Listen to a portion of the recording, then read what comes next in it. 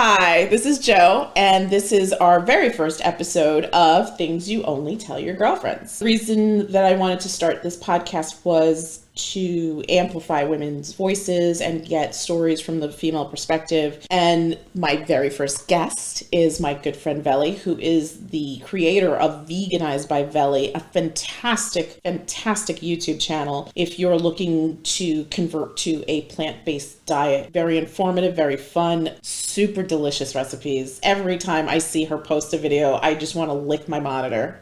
And I wish I was a rich person so I could pay her to come cook for me, but maybe in my next life. But welcome, VELI. Thank you so much for coming in and having a chat with us today. Thank you for having me, Joe. I'm excited to be here. So let's get started.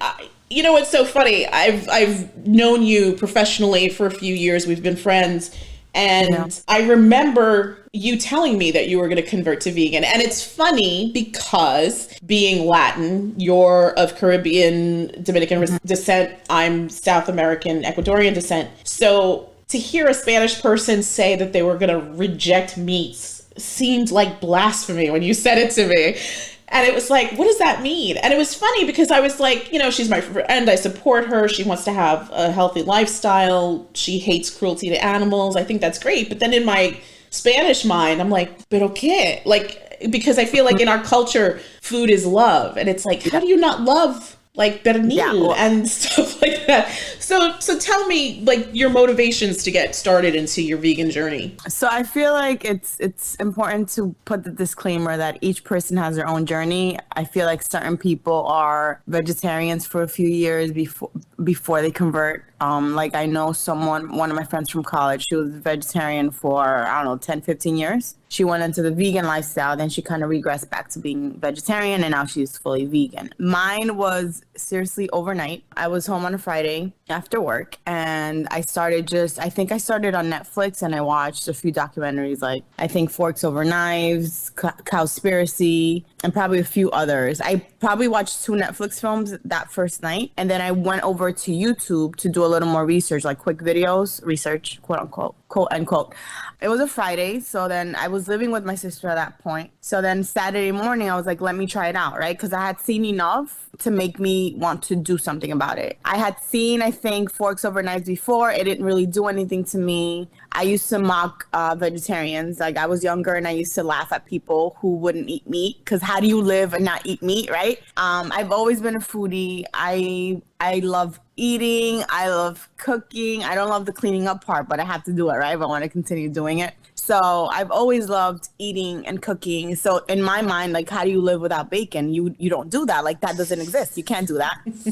So anyway, so from a Friday to Saturday, I was like, let me try it out Saturday. I don't know what I had for breakfast that day. I don't remember, but I started just consciously avoiding the animal products in our fridge. So my sister still had her regular diet. She would eat whatever's there. And you can make the switch overnight, but I feel like, at least for me, I've been vegan almost 5 years. It's going to be 5 years in April.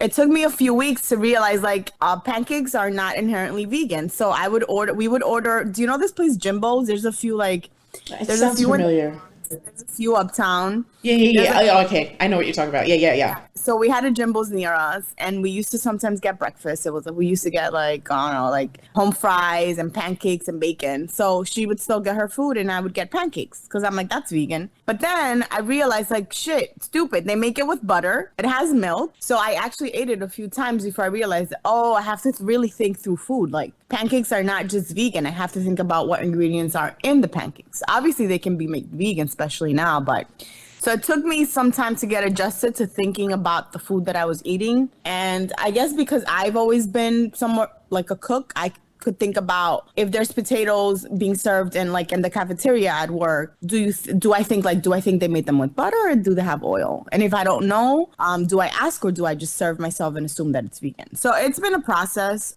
I feel like it's an oxymoron, like a vegan Dominican, right? Someone vegan from the Caribbean. Yes. Yes. I swear to God, when you told me, I was like, what is she talking about? It. I feel like there's always that friction, like what? And even my family had an issue, like, oh, okay. And my birthday food that my mom used to make me was always oxtail with white rice. Like that was my birthday food, right? That's what my whole family would come over. She would make a huge pot. And that was what I asked. It was either that or it was sancocho, which is also another one of my favorites. So it's like, how do I live without that? Well, obviously I have survived. I'm here to say that I'm alive 5 years later almost. But I think it was just a switch. It was realizing that animals are sentient and that although I might find them delicious, they have feelings and they suffer as they're growing up, right? Being like forced to grow up on steroids or fast, antibiotics, whatever it is they give them, so that we could have them. So it was literally a switch from a few days. Like I feel like within that night, I kind of realized like, oh, even though I love chicharrón or chicharrón de pollo, there was an animal that literally suffered months for me to have that food for like 3-4 minutes or 10 minutes, whatever it is. So then once I made that switch, it was easy to not have meat, right? And so I just kind of reminded myself of that. And when I would crave something, which I sometimes have craving for like a certain thing and I'm not going to eat it, but I'll try to veganize it, right? Which is how what you mentioned, Veganized by VELI, came about. I've been vegan for almost 5 years. I'm Dominican. It's not that easy to find vegan Dominican food, right? It's because almost everything has meat in it or some sort of animal ingredient. So I started like playing around with how can if I'm craving something, how can I veganize it to the point where I'm super satisfied with it or satisfied good enough. So someone I used to work with before used to always make fun of me because he's like, oh, but if you're eating that steak or vegan steak or whatever, he's like, but does it taste like a 10? And I'm like, it might not taste like a 10 and like comparing it to the non-vegan version, the actual meat. But to me, it's like a 7.5, 8. And guess what? I'm okay with something tasting 7.5 or 8 if that means I didn't abuse an animal to have this meal. He's like, oh, okay. But, he wasn't satisfied with that. Right. And I don't expect everyone to understand my perspective because that was my journey. That's a perspective that I now have after going through whatever I went through. Right. So, like, if I want a bacon, egg, and cheese, guess what? I've experimented enough with a few bacons where I know like which one I like, which one I don't. I feel like vegan products are getting better and better. When I started being vegan almost 5 years ago, the cheeses weren't all that. I found really good cheeses at this point. And I feel like everything is just getting better. So for me, it makes it even easier to continue doing this lifestyle, right? And like not eating animal products. Awesome. Yeah, I still have uncles who make fun of me. There's one that loves to make fun of like me. Oh, he'll send something in the group chat with like some animal meal, whatever it is, and he thinks it's funny. And I just like don't pay attention to it because I understand that for a lot of people or some people, probably a lot of people, they don't have the full awareness that I now have. Right. And I can try to give people information. I try not to be pushy about it, but if someone asks me about it, I'll be more than happy to talk to you about it. But it's not like I have this agenda, right? Someone at work actually was like, why are you always pushing your agenda at people? And I'm like, what? And he's like, yeah, why are you always telling people to eat, go vegan, stop eating meat? I was like, first of all, I'm not pushing my agenda on anyone. People ask me a question about it and I will answer a question about it. I'll answer it and then that leads into other conversations. But if you listen, I'm not pushing any agenda. I simply answer the questions I'm asked. Right. And so I don't know how we started this question. How you started on your vegan journey. Yeah, so it was literally overnight, but I feel like for everyone, it's a different journey and everyone has their own steps. So, my family, there's some people in my family who are supportive. I don't think there's anyone else that's fully vegan right now, but my parents, I would say my mom is probably 90% vegan, pescatarian. My dad, probably, I would say 80 to 85, my sister as well. So it's like, even though, and they were never nasty about it. Like my nuclear family was never nasty about it. They were pretty open about it. And they're open to trying things I make and they're open to trying things I suggest. And my friends were very supportive too. So I can't say that it's been hard. It's just sometimes I have to get a little creative with what I want to eat. Nice. And you mentioned vegan and vegetarian. So there are different levels. Like, so what's the difference between a vegan, a strict vegan and a vegetarian and a pescatarian and stuff like that? Yeah, so there's a few terms out there to describe how people eat. So obviously omnivore, they eat whatever, everything, whatever they want. I've heard flexitarian lately, which a flexitarian is somebody, I think it's either someone who's vegetarian or vegan, but sometimes we'll stray off of that to eat meat once in a while. Pescatarian, someone who eats Fish, right? mostly plant-based, yeah, but also seafood and fish. A vegetarian is someone who eats a diet based on plant-based, but also will consume dairy. And I think there's also some vegetarians that consume eggs, while some don't. And I think the new term for that, or the term I learned is, I think octo vegetarian? Something like that, to confirm that, like, to clarify that they eat eggs. And then vegans are, so then there's plant-based, right? Plant-based is when you eat a plant-based diet. You don't eat animal ingredients or anything that derives from animals. And vegans are people who do not consume animal ingredients or products, but also in their living or their life, they also avoid using animals. And however possible, like you would try not to do any activity or buy anything that involved an animal in the process, in terms of like buying a new leather bag. There's controversy behind, like, can you buy a used leather bag as a vegan, or do you have to buy a vegan leather bag, and stuff like that. So that's where I guess it gets more tricky, because everyone obviously has their own interpretation of that. Sure. And I guess, I mean, if you're trying to be true to a lifestyle, I guess that is a gray area, right? Because I mean, especially if you see something you like a leather bag, and you're like, oh, well, the leather bag looks like it's like 30 years old. I found it on the Salvation Army rack. It's been recycled. Yeah, I guess you kind of have to figure your own ethics behind it, right? Yeah, I've heard of some people say that actually your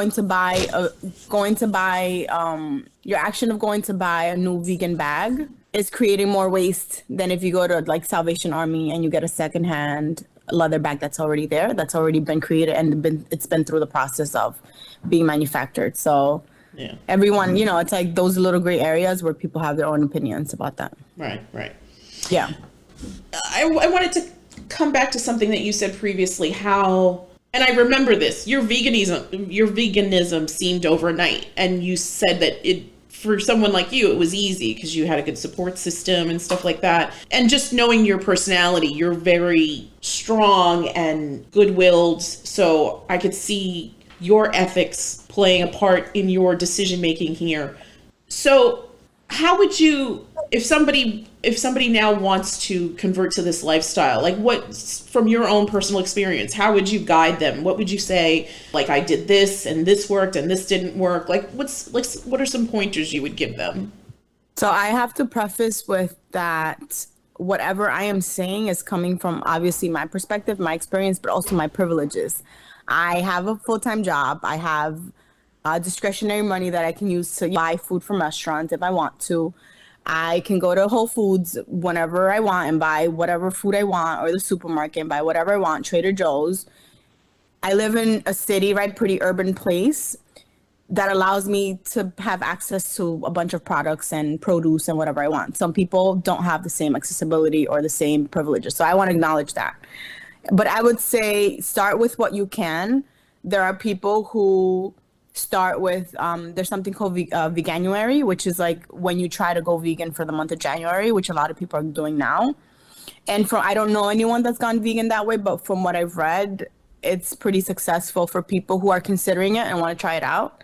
And so I know that a lot of vegan food bloggers will put out more content that month or before that to kind of get people ready to try it out. There's people who do meatless Mondays as a start. I've heard of people doing breakfast and lunch vegan consciously, and then dinner whatever, and then you slowly, I guess, go further into the spectrum, like, okay, can we, instead of having a non-vegan dinner every night, could we now try to only do non-vegan 3 times a week or something like that? And then you take your own step, right? And so obviously, like, I didn't have any kids when I went vegan. Obviously, a lot of people have kids. You have kids, right? So I feel like it's a lot more trickier if you have preteens or teens and you go vegan overnight and they didn't have the same life awakening moment or whatever it is, that, it's not going to be the easiest to get them on board. But also, You would try, I guess, to substitute things in the way that they would like it, but probably they'd be like, this is not chicken, I can taste it. I know. I've tried to slip more stuff, and my kids are like, yeah, we're not doing that. We're not doing that. I'm like, don't you want to be healthy? Don't you want to live a long life? I don't think anyone in this house is ready to give up bacon. I mean, I can, but good Lord, I can't convince these other people. Yeah, I mean, with my boyfriend, he doesn't know, he doesn't cook. I remember when we started dating, I had been vegan for maybe less than a year, but I remember the first time I gave him like tofu scramble, which is like our version of scrambled eggs, right? That's like the least processed version that we make of scrambled eggs. So it's just tofu with veggies, and you add turmeric so it kind of looks yellow like eggs or whatever it is. But I remember the first time he tried it, he was like, I don't know about this, but okay, I'll eat it. And then now it's something that I cook on the weekends, and he really likes it. Like sometimes he'll ask for it instead of toast or whatever it is we were gonna have. He's like, oh, can you make that with some potatoes? Oh yeah, no problem. So that makes me happy, because I remember in the beginning he's like, I'm not really sure about this. I guess you get used to it. And also one thing that I think happens to a lot of people is that once you try to make that switch, you begin experimenting a lot more than before, right? Because now you don't have I'm going to make steak and potatoes. You have to figure out, what are you going to eat with the potatoes? Are you going to have one side or two sides? And I feel like that gets a lot of the creative juices flowing for people, from what I've heard. And also for me, I always love to cook, but I've never experimented more than after I went vegan. Because it's like, now I want to try to veganize anything I see, everything I want. It's, if I'm craving something, can I make it vegan? Or can I make it good enough so that it satisfies that craving that I have? So very cool. yeah, it's definitely a journey, a very individual journey or individualistic journey, but I don't know. I guess you just take it as it comes, right? You take one meal at a time. Maybe for the first week or two you're trying it out, you have oatmeal for breakfast or cereal and your plant-based milk, and then you figure it out. I think in the beginning I used to have a lot of salads, like for lunch, because I didn't know what to eat. And so I would just go down to the cafeteria and have a salad. And eventually you kind of learn to navigate the systems that you exist within, or you learn to cook more, or you bring your food from home or whatever it is. So for me, it hasn't been, I can't say it's been a difficult journey, but if anything, it's pushed me outside of like comfort zones in terms of what I cook and what I eat. That's awesome. Yeah. So having come from a Latin background, I'm assuming that also plays into your, I guess, coming up with substitutes for things from your past. Like, I think you did a mofongo, right? Yeah. Oh, God, that's so good. That one was, I recently made a vegan mofongo. Which I was looking it up. I'm like, is mofongo Puerto Rican? Is it Dominican? Apparently, there's like a huge argument as to if it's Puerto Rican or Dominican. I'm like, I don't care. All I know is that I eat it and it's delicious. And then I used these vegan smart dogs, these Franks, to kind of replicate Dominican salami, because that's something I haven't found a substitute for. So I was in the kitchen this week. Actually, I made it this week, and I was like, this is so good, I have to put it up. Like, I have to edit it and put it up as soon as possible, which I did. I think like within 3 or 4 days of making it, I had already put up the video because I was so excited by it. So like with that example of salami, I haven't found something that's similar to Dominican salami. And actually, I want to start exploring making my own. Wow, that's ambitious. Yeah, I have a stand mixer on the way somewhere, like from the factory, because apparently everyone and their mama during the quarantine period have started baking, and so the stand mixer's like sold out, and I'm like, damn, I should have gotten one earlier. But anyway, mine's been back ordered for like 2 months. But it's apparently coming in a few weeks. So yeah, I want to try making that, but since it doesn't exist, or I don't know where I can buy it, I was like, let me try to make a similar recipe, like following the same steps that a Dominican would make to make stewed salami, right? Or whatever stewed, because it's a similar process. And let me see if I add the sliced hot dogs, how it would taste. And when I tasted it, it took me back to to my childhood. I was like, oh my God, this is amazing. Wow. So something like that was like, oh, wow. It's like, even if you don't have the perfect product, if it's well seasoned, well cooked, you can still be very satisfied by it. So that salami dish and the mofongo, when I took a bite, I went back to like Jarabacoa, Dominican Republic, where I'm from, right? And it was like, I love those moments. That's awesome. That's awesome.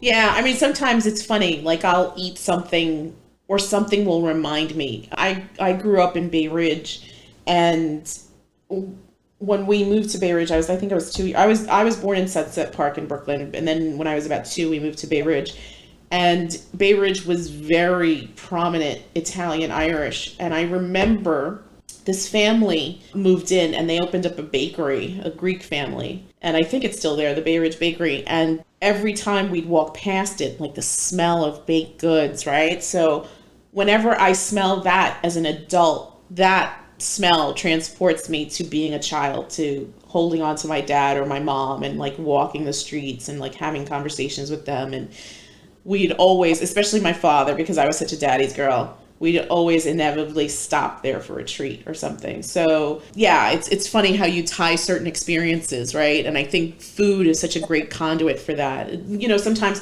I love to watch movies and it's always funny, well, not funny, but it's always interesting to see how food plays such a vital role in culture. I just recently watched this movie by Lulu Wang called The Farewell, and there's a lot of scenes around food and around family discussion, very important family discussions, but it's always around food, and food plays such a huge thing, I guess, in most cultures.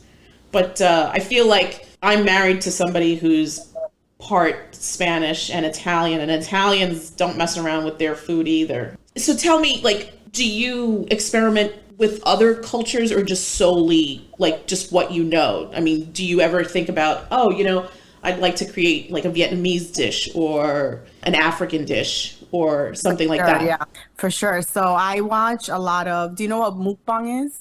No, what's that? Tell me. So it's, well, I think it started in Korea, but it's people recording them. They record themselves as they either just eat on screen, but also cook and eat on screen. So, and there's nothing wrong with that sentence. I love everything about what you just said to me. I am a, do we curse on this podcast? Yes, anyway, we can. This is for adults only. I'm a YouTube whore. I watch YouTube more than probably Netflix, and I don't have cable. Anyway, so a lot of what I consume on YouTube is food related, because I actually, but this goes way back. I was in middle school, and I used to be bored in middle school, and I would watch Emeril Lagasse, Bam, and Cook Away, right? So it's like, when I think about it, it's like this has been a long journey that I didn't even think about, right? So it's like my love for food is deeper than just eating it. I also want to see how it's made and try to create it myself. So definitely, I love cooking Italian food. Obviously, I'm not Italian, so whatever I make is gonna have my own twist to it. But I watch a lot of vegan Korean mukbangers and cooks, and so from them I get a lot of inspiration. There's something called gochujang, which is fermented red chili paste. And so I feel like also my love for spices or spice has grown. So that condiment is like fermented and salty, but also spicy. So through those people, I kind of see what they're doing. I'm very bad at following recipes, right? So I'll look at a recipe and then I'll kind of like do my own thing. So from what they cook or what they put on their YouTube channels, I get inspired and I try my own stuff. So I love having instant ramen, like noodles that are prepackaged, right? And I just make my own sauce for them or make my own broth, or I just have them as they come. But sometimes I would like experiment with different things. So I love like Asian inspired foods. I love Italian foods. I can't tell you that I know of like a restaurant that's like vegan Italian that I love. So if I want something, I'll just usually look up how is the non-vegan version made. So I'll watch a few videos of that. I'll look at a few recipes, and then I think through, okay, how could I veganize it? Like, what can I substitute these ingredients with that will also be good? And then it ends up tasting good most of the time. It's not to say it's always perfect. It's not to say I don't make mistakes, but most of the time I'm like, damn, that tastes real good. When I gave my boyfriend, well, he's not my boyfriend anymore because now we're engaged. Congratulations, by the way. I guess 2020 wasn't the worst year on record. I'm so happy for you, by the way. Thank you. So when I gave my fiance the mofongo, he knows mofongo from before we met. He works with a lot of Dominicans, so he's he's been introduced to that before. And also, so he knew what a mofongo was and he likes it because he's ordered it before when we go out to dinner. But the stewed salami part was new for him. But when he tried it, he was like, oh my God, that tastes so freaking good. He's like, you're my chef, you're my chef, you're a chef. So, and like, does he do the cleaning since you're doing all the cooking? So we have a dishwasher. It does the cleaning. And depending on the day, he'll load it or unload it because usually it's loaded with clean dishes. He is helpful, but if I'm in the kitchen and I have energy to continue the cleanup process, then I'll just continue it. But if I don't have energy, he has to do it. But also he gets very overwhelmed, right? Because he doesn't cook. So obviously when I cook, it's a huge mess in the kitchen. And he's like, oh my God. I'm like, it's just the process, okay? Just the process. You don't complain when you eat, all right? Exactly. You get rewarded. Right. So definitely I love to not make only Dominican food. I make whatever I crave. The one thing I want to veganize is I'm working on it right now is Brazilian cheese bread. I won't even attempt to say it because I'm probably going to butcher it in Portuguese, but I've seen it going around social media and YouTube, and it's like this, I guess this bread that they have for breakfast. It's cheese bread.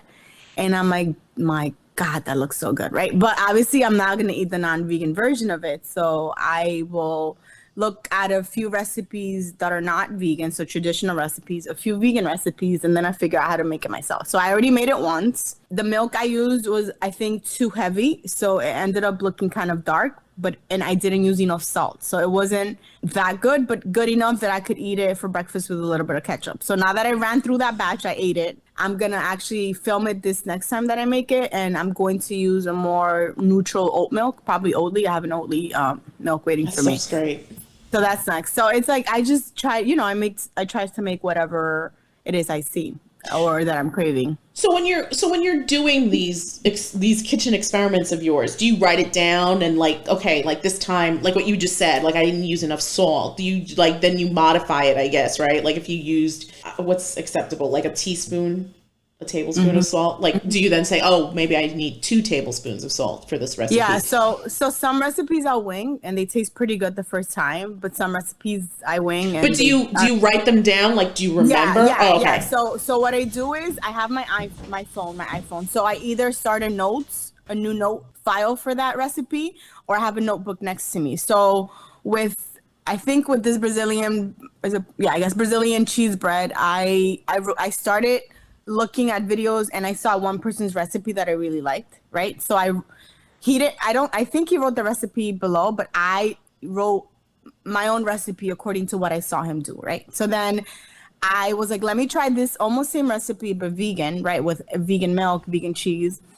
And then I realized that, and then I was like, oh, I don't know how much the cheese is going to melt, so I don't know how salty it'll make it. So I tasted like the dough of it and I was like, it's not salty enough. I know my taste buds. I'm like, it's not salty enough, but first of all, it has to bake. And second of all, the cheese is going to melt. So maybe it'll make it salty. So I said to myself, let me leave it as is. I think I used half the quantity of salt, right? So let me leave it as is and see how it comes out. And it came out, it's not good enough.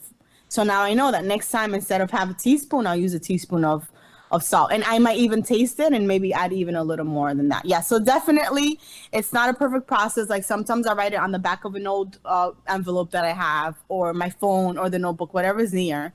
And I just write it down, or sometimes I'll speak it into the voice note. So whatever Siri thinks I'm saying, it's good enough for me to come back later to it and just read it over and fix it. So yeah, definitely take notes. Some things I can remember, but I don't have a good memory. So most things I end up writing down. Yeah, I end up writing it down and going back to it later on. Yeah, like I have a vegan sancocho, Dominican style, that I filmed with my mom. Actually, my mom helped me film it months ago, and it was so good. I was like, I have to put this up soon. It's so good. That one I saw, I think like at least 7 sancocho videos, like regular Dominican style. And then I read some recipes and then we tried our own and it worked out. And so that one I have written down, but also as we're filming the video, I also speak to myself, right? Because when I'm editing, I'll hear it again. So I speak to myself like, oh, we used half a teaspoon of salt here, but maybe we should have done 1 teaspoon because then we ended up adding more at the end. So stuff like that. And then when it's time to edit the video, I will sit down, edit the video, I think I cooked for an hour and a half, the mofongo and the salami, like the prep part, the cooking part and filming part was an hour and a half. So I'll edit the video to the essential parts that I think people need to see. And then I'll go back to the video and listen to what I was telling myself, if I was speaking to myself during the video, or if I took notes, I just go back to the notes and I try to then write out the recipe from that. But what I did with that recipe is, as I was like chopping the peppers and looking at the quantities of everything I was going to use, I was writing it down as well, like half a teaspoon of this, half a cup of chopped onions, whatever it is. So I tried to write it down because it makes the process easier later on. And then I try to write the ingredients and the quick steps and all that. Yeah. And it seems like, kind of, not to switch gears too much, but spices play a very interesting part in your cooking process. Like, talk to me about spices. Like, what are your 5 go-tos? Like, what do you always have in your cabinet? I don't think I realized the importance of spices until I would say 2-ish years, even though I've been cooking for a long time, like 2-ish to 3 years ago, but really the last 2 years, I would say spices are the foundation to everything, right? So like if you want really good cooking, it has to have really good spices or layering of spices. I would say number 1 is salt. There are people who eat low sodium. I don't. All right. So I like my food to taste good. And it's just, I guess, we've been cultured that way, right? So my dad eats low sodium. So when he comes over, I have to have him, like if I'm making, whatever dish, I give him a little bit to taste before I finish cooking it. Like, is that good enough salt level? Or if I add a little more, is it going to be salty? Or I'll tell my sister, who usually comes over with him, like, can you taste it? Because you know how he goes, right? So she'll be like, she'll say, leave it like that. It's good enough. And then, do you ever make him a separate batch? Like maybe a more bland one? Or no? No, well, he'll eat whatever we make. I'm just conscious that his level of saltiness, his filter is different, or tolerance. So I try to keep that in mind when he comes over. So I would say salt is the most important in terms of taste, but also my cabinets and pantry are full of seasonings and condiments. Dominican oregano is a big one. It doesn't taste the same as the oregano you'd buy like in a standard supermarket here. Mm-hmm. And my grandma grows some in her backyard, and my dad usually goes once per year, and every time he goes she sends me back some, and that lasts me through like the whole year.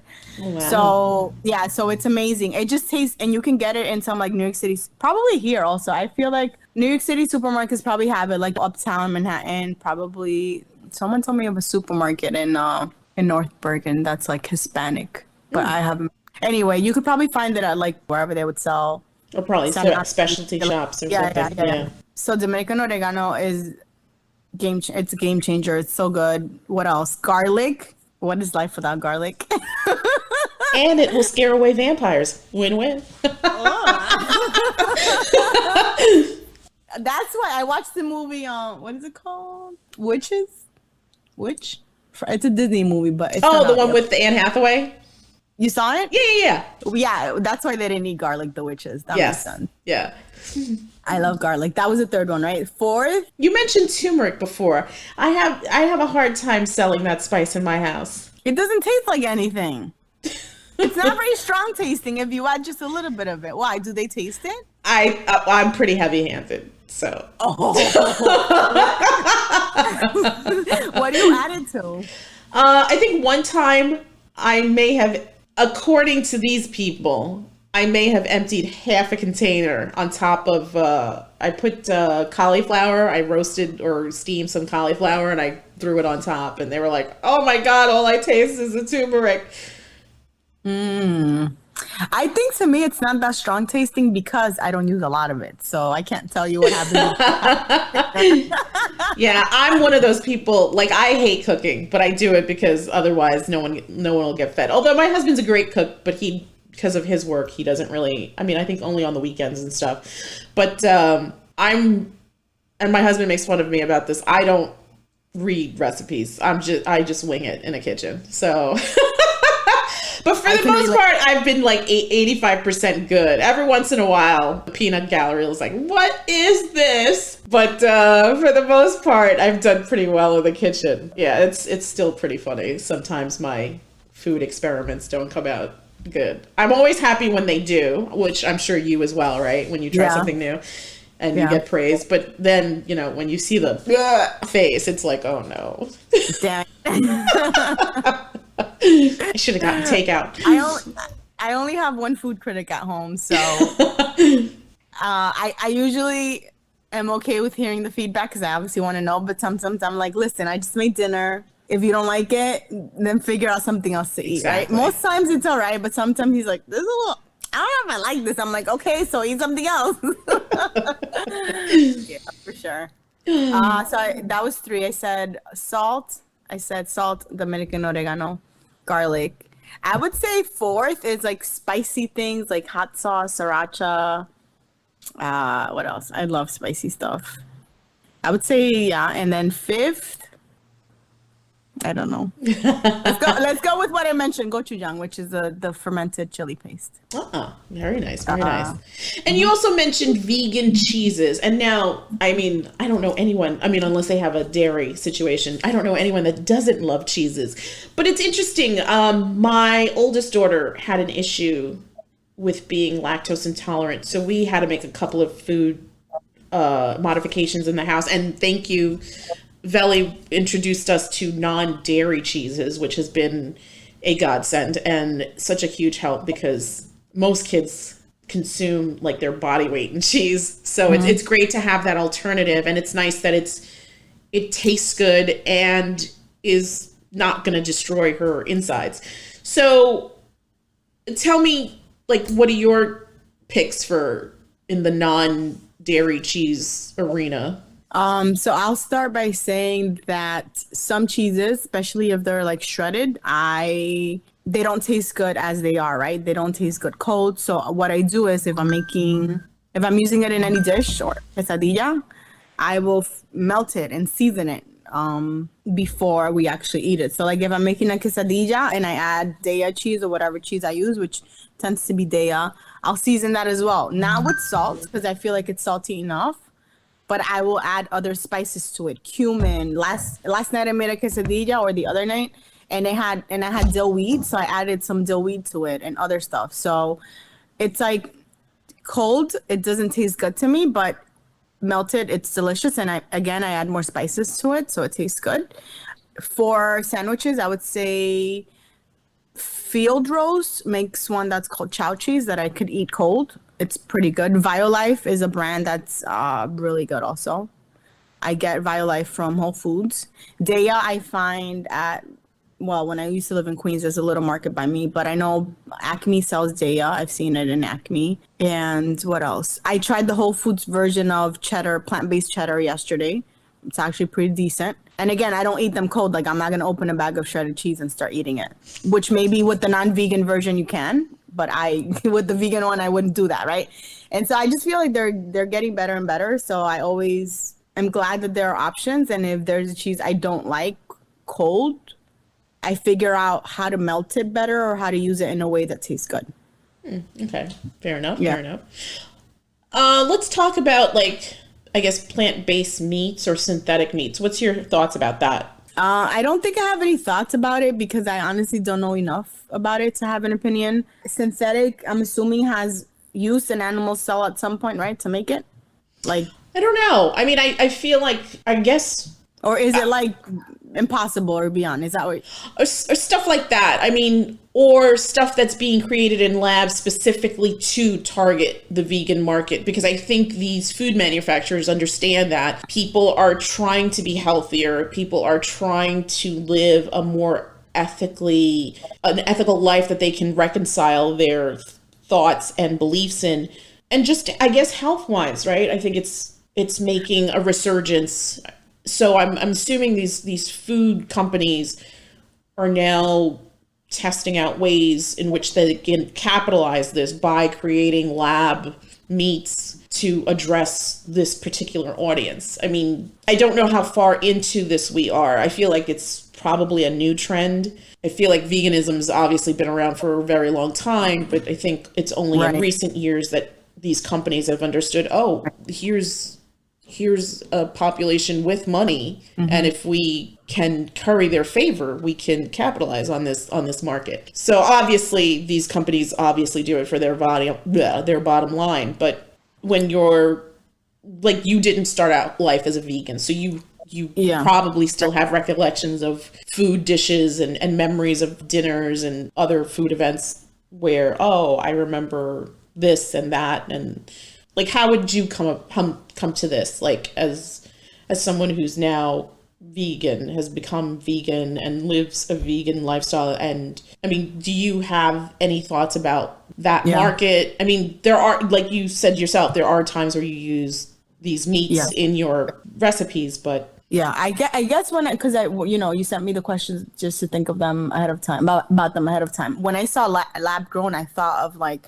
I think there's companies recreating animal meat from cells or something like that. That's what I thought. But anything like a plant-based meat, right? Mock meat, whatever you want to call it, like Impossible, Beyond. There's a bunch of new brands out there. They're obviously not going to be as healthy as a salad with nothing processed, right? As a sure. baked potato with some carrots and broccoli on the side. So we have to acknowledge they're not as healthy as whole foods, right? But at the same time, in my head, for me, it's a better choice than eating the animal meat because again, I'm not causing the cruelty, and that's a huge part of my lifestyle. Before, when I started being vegan, I would say it was like maybe 60% my health and 40% the animals. Like, I don't want to cause any cruelty. But now, years later, I feel like it's mainly, obviously I don't want to be unhealthy, but I still eat processed foods when I feel like it, when I want to. But now the main thing that it's like my guiding light is not causing pain to animals. So if I want to have a burger and I don't feel like having a bean burger because it doesn't taste the same, it doesn't taste similar, I will buy some Impossible meat or Beyond Meat and I'll make my own burgers and it tastes amazing to me. So I recognize that they're not, and I'm not going to tell you like, well, the thing is, I feel like in the past few years also that market has improved in terms of the products they put out. Sure. And like vegan chicken nuggets now are really good compared to the first ones I had, which were not the best. The air fryer has been a game changer for like reheating processed foods. Like I get stuff frozen from Trader Joe's and Whole Foods and I make it in the air fryer. I'm like, damn, this is really good and it's crispy, right? So the air fryer definitely helps. I'm not opposed to people eating processed foods. Most of us vegans, a lot of us vegans, are vegans for the animals. So if we want a burger, a greasy burger with french fries, we're either going to buy it or make it because that's what we're craving. So it's not to say that all of us or most of us want to be completely like oil free, processed foods free. We want to eat what we crave and what we want without causing pain. So again, if I want a chimi, that's a Dominican sandwich. If I want a chimi, now I know how to make it because I figured it out. I'm gonna make it, I'm gonna eat it, and I'm gonna enjoy it. You know how it is? So it's like, I didn't stop eating steak. I didn't stop eating bacon because I didn't like it. I obviously loved it. Bacon used to be my Friday breakfast. I used to get a bacon, egg, and cheese with ketchup on a roll. And that was my every Friday breakfast that was my mini celebration for Friday. It no longer is because I now eat different things, but I didn't stop eating meat because I didn't like it. I stopped eating meat because I realized the pain it was causing. So again, if I want bacon now, there's a brand I know that's pretty decent that I get in this store called Orchard Grocer in Manhattan. So when I go, I buy like 2 packs of that bacon and I freeze it and I have it as I want it. But if I'm craving it, I'll make it. It doesn't have to be 10/10 out of health in the health spectrum. And I'm okay with that. So everybody makes their own decisions as to what they consider healthy, what they don't. And to me, that's more than good enough. If I can make myself a delicious whatever it is I'm craving, and I didn't hurt any animals. Right. That's awesome. And I'm so amazed and awed by you, like, to take that stance. I mean, health wise, how have you felt on your vegan journey? Because I'm sure, I mean, it's funny, like sometimes we'll have like a light healthy meal and I feel great. But then when we have something that's like super starchy or tons of meat, it's like I can barely keep my eyes open like an hour later. So it's like obviously food really affects your health, whether people want to accept that or not. So how have you felt health-wise during your vegan journey? I think for me, the main change, and it's going to be TMI, okay? So I'll say that. But I feel the same as a person. I have to say like I can overeat because I love food, right? So if something tastes really good, sometimes I might eat a little bit too much of it. Before, when I would do that, it felt like very gross. And now when I do that and it's vegan food, it still doesn't feel the best, but it doesn't feel like disgusting. You know what I mean?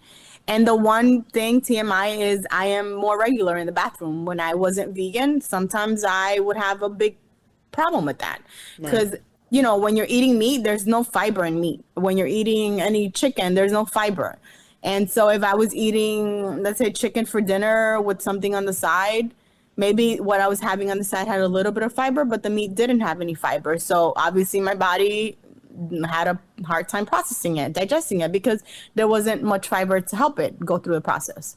I know some people have no issue. They're omnivores. They go to the bathroom regularly 2 times a day. That wasn't my case. So that's the one difference I've seen, and I am very glad about it, obviously. But I've heard of people who have like chronic migraines or certain chronic pain, and they go vegan and it pretty much goes away and it gets better. So for me, that's the one change. I'm not going to come here and lie and say that it's changed other amazing parts Sure. of body and how I feel. A lot of people say they get like mental clarity that they've never had before from being vegan. I can't say that. I feel like I'm myself, but I'm more regular in terms of that.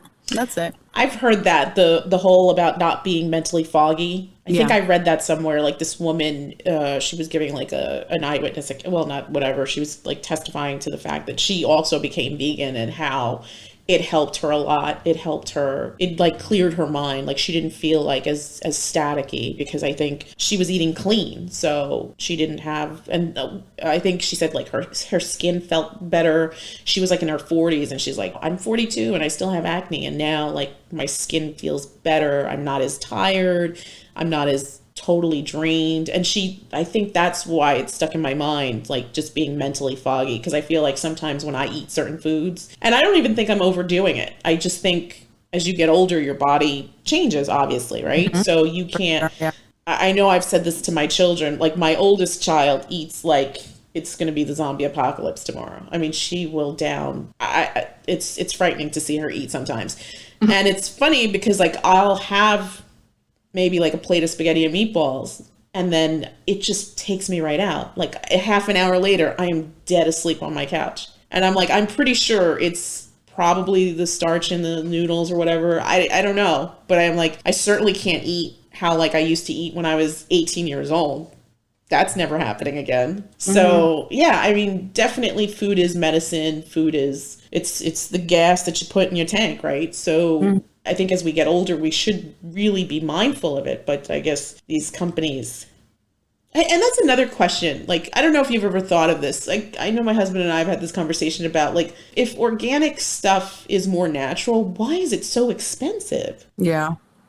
I think, we have a very messed up food system in terms of agriculture, animal agriculture being subsidized, at least especially here in the US. So where a burger or a piece of steak might be cheaper than like something fresh you want to buy. And so to me, I forgot which one of the films I saw. I think What the Health, but I was already vegan at that point. But it kind of opened my mind more up to like, hey, like we have these huge companies in this country, and they probably exist throughout the whole world, but we have these huge companies. Some of them are heavily subsidized by the government. Like, I don't know, who's a meat producer? Purdue or something like that. I don't know. And so they're heavily subsidized. So when you go buy a chicken breast, it'll be, I don't know, $2, $3, whatever it costs. Instead of the actual price, if this industry wasn't subsidized and you'd have to pay the full price, it wouldn't be $2 or $3 for a chicken breast. I think we're a product of our upbringing, right? So we exist in this place. I wasn't born here, but I came when I was 8 years old. So I consider myself from here and also from there, but we're a product of where we grow up. My family my parents grew up in DR, then they came here. We brought obviously our culture with us. It doesn't just stay over there. So we would eat whatever we used to have in DR, but buy it here, or we could have American foods or other international foods that we learned to eat here.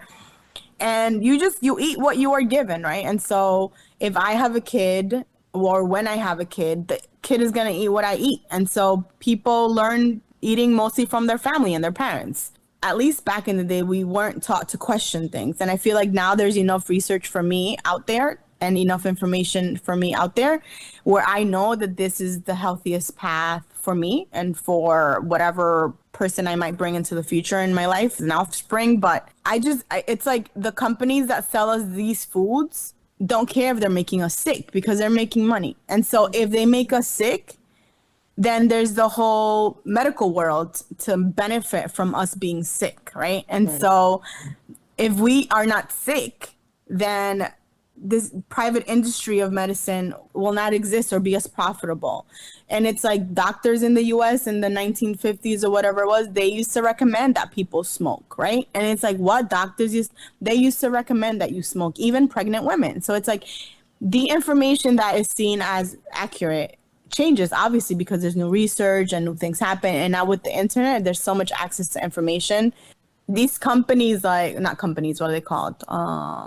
Cancer societies like Sinji Komen, whatever, for breast cancer, or the diabetes foundation, I forgot what they're called, ADA or something, I don't know. Anyway, but you go to their websites and they're telling you what to eat, right? Like they give you a meal plan for what's healthy. And for example, the diabetes one is like, oh, you can have like 4 ounces of steak and then you should have these veggies on the side. And they don't tell you that this, from the plate they're presenting to you, the steak is the thing that your diabetes cannot handle, right? It is the most hurtful thing that you're eating, but they're still putting it as like, this is an ideal meal for a person that's diabetic. Yeah. And so you have to kind of think about these things. But again, not everyone is ready to think about it. Not everyone wants to think about it. Not everyone wants to know it. Some people don't care. I used to be someone probably who didn't care. Like, I don't care. Like, this bacon tastes good to me and I'm going to eat it. But now it's like, I don't need it. I can survive without it.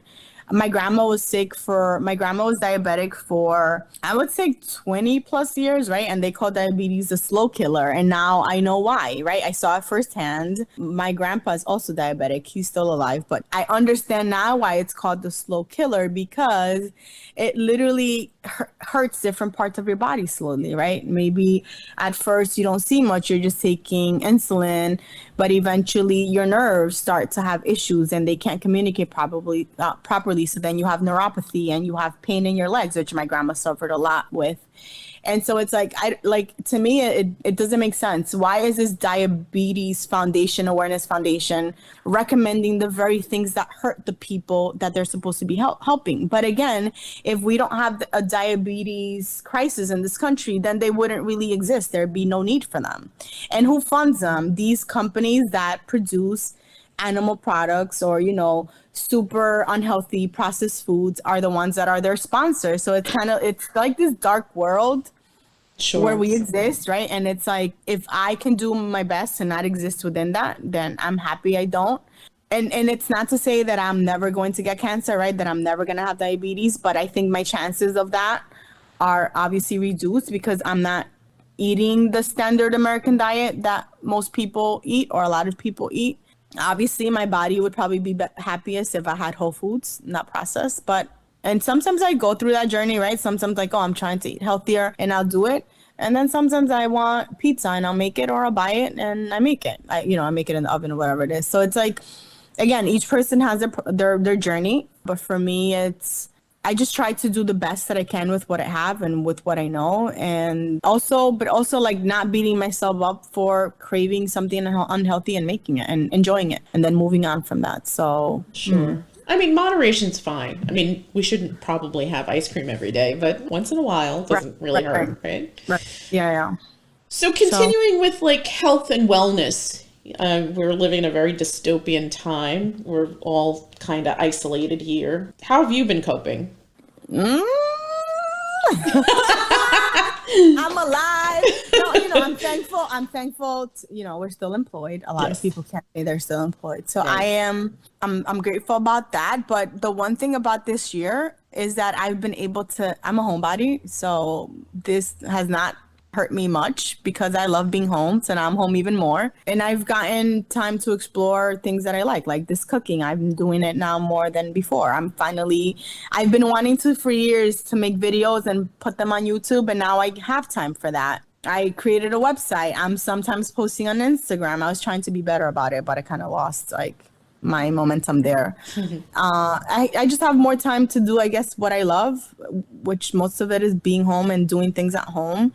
So I can't complain. I'm trying to be more active in terms of exercise. So I've been trying to exercise more consistently. And the other day I did a high intensity class, a video, and I was limping for like 2 days. Because I was like, damn, I am in my 30s now.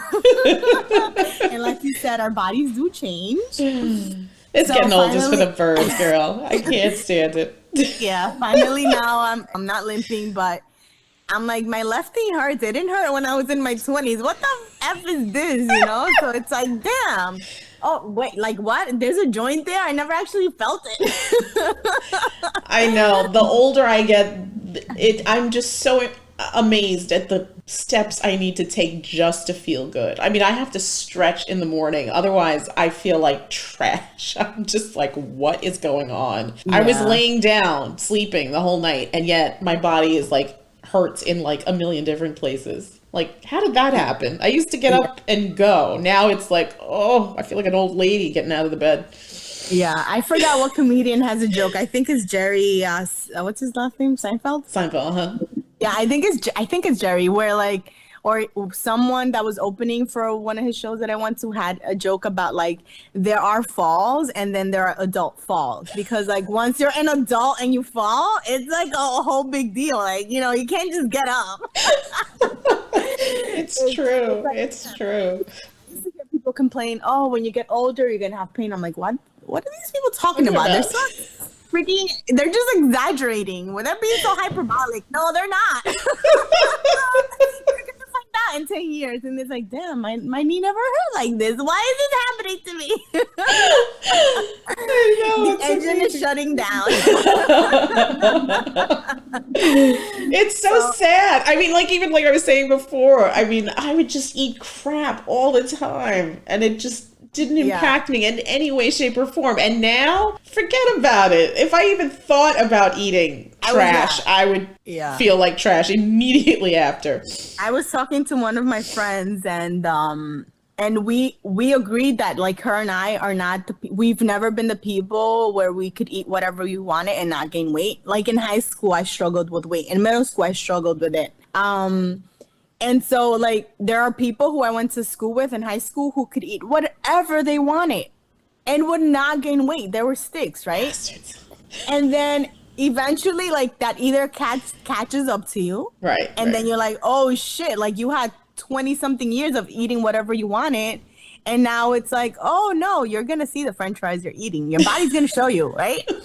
Or some people, I guess, live their whole life like that, but you don't really see how unhealthy they are inside, right? That's one thing. True. But the other thing is like, you know, now I'm thankful for my body showing me what I eat, because if I was like that in my 20s or my teens, I could eat whatever I wanted. I would have eaten whatever I wanted, and that was gonna be a lot more than what I ate and probably more unhealthy. So at least my body shows me like, hey, you're having a little bit too many burgers. You might want to slow down and include a few salads.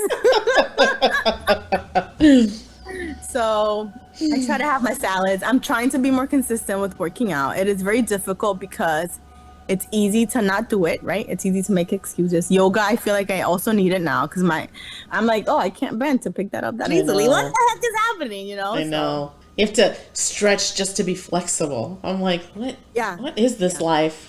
Or like you pull a muscle just reaching for something. Like I wasn't even trying to work out. I just wanted to get the salt from the cupboard. It's true. It's true. You know, it's and another thing, I mean, it's funny because like as I get older, I'm trying to be more healthy, but it's give or take depending on the day. But it's funny. The other day I was telling my husband, I was like, I'm just sitting, and all of a sudden I had a foot cramp. I'm like, ¿Qué pasó? What happened? How does this happen? I'm just sitting here, and like check engine. And it's all of a sudden like my body's like, mira pendeja, you know, you need more magnesium or whatever the hell it is. Ay, Dios mío. Yeah, and so terrible. I guess it's like scary because we're all headed there, and so it's like how fast your engine shuts down. It's like it can be within your control. It is within your control, but at the same time, it's like you don't know how much of it is genetics and how much of it is your lifestyle, whatever it is. So true. Yeah. I feel like also as we get older, hopefully we grow, we learn, we mature. I certainly am not the same person I was 20 years ago or 40 years ago. So in your life journey, like what's some advice you, in hindsight, in your lived life experiences, you wish you could go back and tell your younger self? Well, since I'm here as myself, but also representing the vegan world, I would say to do it earlier, to be vegan earlier, with the caveat that also, like, I understand, like, this is my journey, and when I reached it is when I reached it, or when I started is when I started it. And so if I could talk to my younger self, I would tap myself on the shoulder and have a sit down conversation with myself about this. But obviously that's not realistic, but it's something that if I could do, I would do. Second thing is that everything is temporary, whether you like it or not. It is how it is. And not to be dark, but we all die. Like eventually we will not exist. So what you do with your time on earth is up to you. And at the end of the day, like at some point, we will cease to exist as hopefully not as a human race, but we're doing a really good job at killing the planet. Yes. But I'm saying as a person, as an individual, at some point you are no longer going to be here. And so it's all temporary, going back to that as well. Sure. Legacy is so important. What do you, again, I love Veganized by VELI. And what do you want Veganized by VELI to be in 5 years, 10 years, 20 years? I would obviously hope that it grows, because if it grows, that means I'm having a larger impact on people and what people make and try. Obviously, I would like to make some money from it because I love putting out content, but at the same time, it takes time. I do get to eat what I cook, so that's a great benefit of that. But at the same time, it's a huge time commitment when I'm being consistent with it. I just want to, I want it to continue growing. I want people to get ideas from what I cook, from what I make. I've actually also gotten my first request from someone who I absolutely do not know on the internet. She said, "Can you try a recipe? Can you try veganizing this?" And I was like, "Oh, I got you. I already have a recipe for that. I just haven't filmed it." Like I've made it, but I haven't filmed it. So it's actually really exciting to see someone who I have no idea who they are on the internet just asking me a question, "Can you try to make this video?" And I'm like, "Yeah, I can. I actually have an idea for it." So that's really exciting, right? Because finally it's getting to the point where it's like, it's not my mom and her friends giving me like... My nephew comments with his dad's account, like, "Best video ever."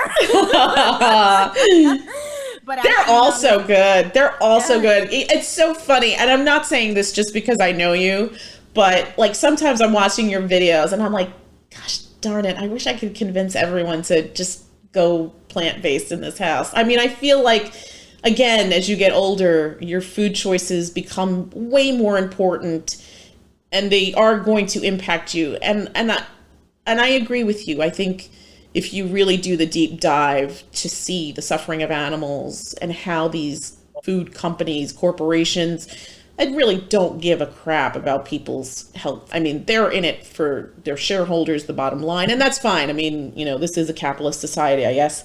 But I think, like you said, I mean, there's no reason why today in 2021, with the internet, with social media, people can't make better informed decisions. And unfortunately, a lot of people get complacent, they get lazy, and they shouldn't be. I mean, sometimes I'll read stuff and I'm horrified because stuff that's acceptable in this country, stuff that's acceptable for consumption in this country, doesn't make the grade in other countries. Other countries are like, what the hell is that? What is high fructose corn syrup?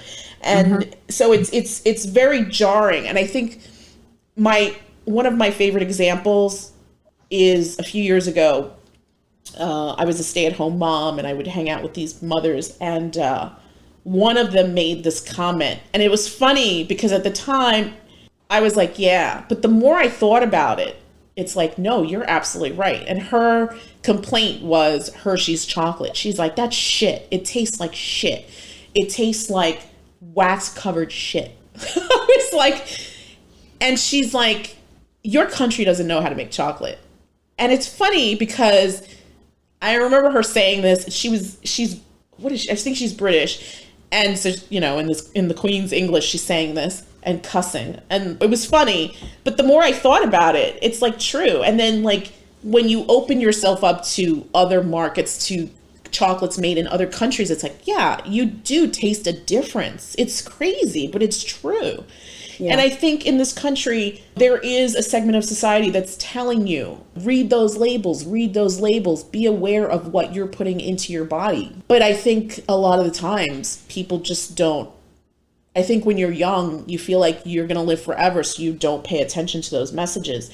But I think it's so important, and especially now, like I said, because of social media, because of the internet, because we have access to a lot of this information, we should be making better choices, and yet we don't. Mm-hmm. So it's hard. It's like it's hard to exist within the current, right? If we see ourselves as existing in a current of like a river, and then to go against the current, it's very difficult. I don't think it's the easiest for you to question what you know, how you exist, and what you've been taught. So definitely, I think some people, I've now discovered like Facebook groups, which I know is stupid because it's like 2021 or the end of 2020, but I've had Facebook since 2009, I guess, or no, 2008 or 2007 when I was in undergrad. But now someone pointed out to me a group, and I'm like, oh, I didn't know that, because I never logged. To me, it's like so boring, right? So I would never log in. But now someone's like, oh, I think you would find this group interesting. And then I went to the group, and then I found all these other food groups, like for beginners, vegan at Aldi, which I've never been to Aldi, but I want to go. Aldi's like very popular. Or like vegan at Costco, vegan at Trader Joe's. And I'm like, oh my God, like, or other groups that have certain focuses or a certain focus area. And I'm like, oh my God, I didn't know this world of Facebook. So now I'm logging in more consistently to see what it is that people are trying out. And I feel like that opens up also my brain to other things, right? To trying other things out, to becoming more curious with things. But it again, like, I think to get to the point where you question what you see as is, or like, how do I say this? I guess to get to the point where you question how you have existed is not an easy thing to get to. And so for me, like, again, for me, it was a random night. I was watching a few films, read a few articles, saw a few YouTube videos, and then that made me question. But again, that's why I understand. One of my uncles still makes fun of me because he's not going to make that connection. Like, he's not going to make the connection. And it is what it is. So I keep moving. I'm not going to stop just because a few people think it's stupid or make fun of it. But I recognize, like, some people just don't care. Some people care when it's very late. Some people care early on. Everyone has their own process or journey as to if they get there and when they get there. Right. Yeah. Well, it's been, as usual, awesome to converse with you, my friends. Congratulations again on your good news. And Thank you. Best of luck on Veganized by VELI. I'm so proud of you. Again, at some point, I'm going to convince the monkeys in this house to convert to a plant-based lifestyle. I think at some point, I'm going to cook a meal, and I'm going to drop it off in your front door, or at your front door, and I'm going to say, open the door, you got some food. You know what? Is that something that you would... I just thought of that when you said that. I mean, want to do Veganized by VELI in a couple of years. Is that something you'd want to do, like branch out into? Yeah. So like maybe teaching classes, or I don't know, starting a service. I mean, I'm the queen of lazy. If somebody else, I will pay you to make dinner. You know, one of my friends came a few weeks ago, and she hates cooking, hates it. Like she hates it. She'll bake, but cooking, no. And she's like, listen, if you start a meal prep service, I'm going to be the first one to be signed up, because all I want to do is heat up my food, and that's it. And there is nothing wrong with that. No, there is not. Whatever works for you. So the thing is, I do want to do that. It's definitely one of the things I want to do. But, I've been having that pain in my like carpal tunnel symptom on my right hand. So I am trying not to overcook, because if I could, I would cook probably every day. So it definitely is something that I want to do, but I want to make sure that this arm is back to normal before I start exploring those options. And like even shipping food in the Northeast, someone was like, have you thought of doing that? Because if you did, I would actually order. I was like, I do want to, but just not yet. It's definitely something that I want to do down the line. Yeah, so for sure. Dude, that's awesome. I can't wait. You are destined for many, many great things. You are as I get older, I value my women friends, and you are someone I feel very lucky to have in my life. You are honest and kind and genuine. You have a spark that's amazing. I'm awed and impressed for being such a young person, how together you are. You're too kind. Oh no, that's all you. You can thank your parents for that. I enjoy, I miss our Starbucks coffee runs, although there's more money in my wallet because we've not been doing it. But I definitely miss the socialization with you, my friend, at work. So continued success, all the best. My love to you and the fiance. Again, everyone, if you haven't, please go to Veganized by VELI on Instagram, on YouTube. The videos are outrageously delicious. I, myself, as someone who loves to eat, feel like I'm this close to licking my laptop screen every time I watch her videos. So please go out there, do something kind for yourself, introduce a little plant-based goodness into your life. Your body will not regret it. Trust me, as an old lady, I'm telling you, take care of yourself now so that you don't need to do an hour of stretches just to feel good in the mornings. That's it from us. Thank you so much for stopping by, and we will see everyone soon. Thank you for having me. It's been a fun time. As always, my friend. Thank you for I'm episode 1. Is that it? Episode 1. You're my virgin podcast. And I feel like I'm going to have you back again. You are always such a treat to talk to. Seriously, I'm not saying that because you're my friend. You are everything I've said you are. You are just such an amazing human being. I'm so lucky and honored to have you in my life journey. So thank you so much. I feel the same about you. Life knew what it was doing. Yes, together. Yeah.